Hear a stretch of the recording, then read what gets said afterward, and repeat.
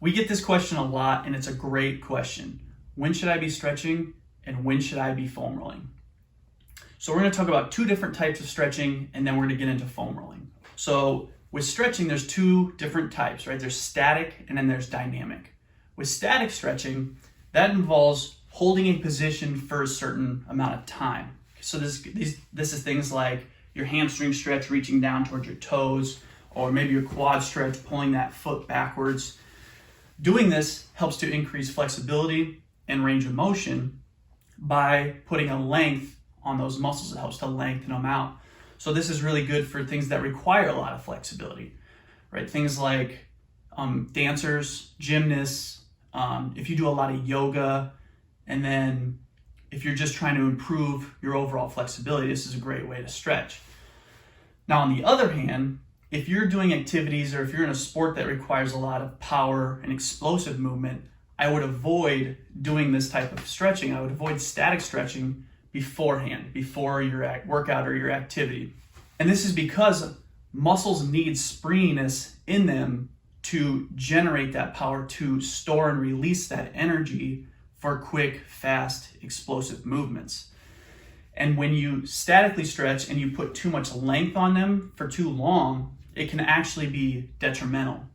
So you lose that power, and it can lead to things like a muscle strain, or even worse, a tear.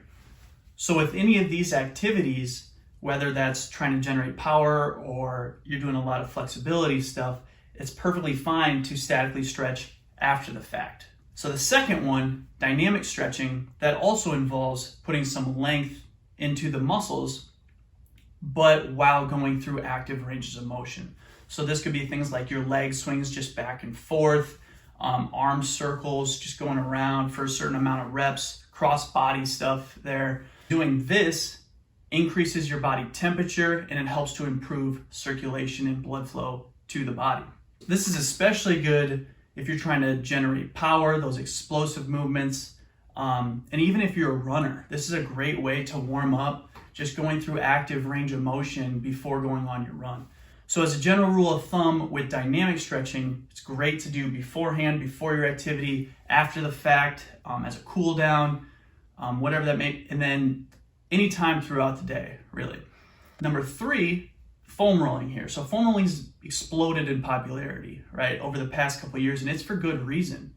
Age, activity, injury, all cause us to start losing some of that flexibility in our tissues and our muscles, which in turn starts to create some adhesions, some trigger points, restrictions within those tissues.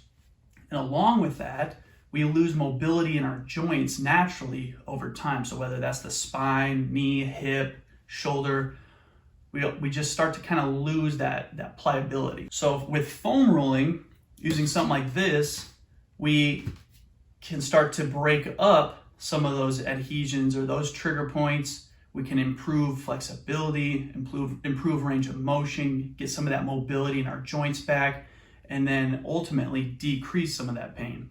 So this is great to do beforehand as a warm-up, after the fact as a cool down, and then anytime throughout the day as well. So just to kind of recap everything here, dynamic stretching and foam rolling, great to do beforehand, warming up, great to do after the fact, after your sport, activity, whatever it is all done. And really anytime throughout the day. Static stretching, on the other hand, is very good to do if whatever you're doing requires a lot of flexibility. So gymnasts, dancers, yoga, but I would avoid this type of stretching before the activity if you're trying to generate power, if you have a lot of explosive movements that you need to do, sprinting, jumping, cutting, and just save it for after the fact. When it's all said and done, perfectly fine to do after. Hope you guys learned something. Hope this was helpful. If you have any questions, don't hesitate to ask, and we'll be back next week with something new.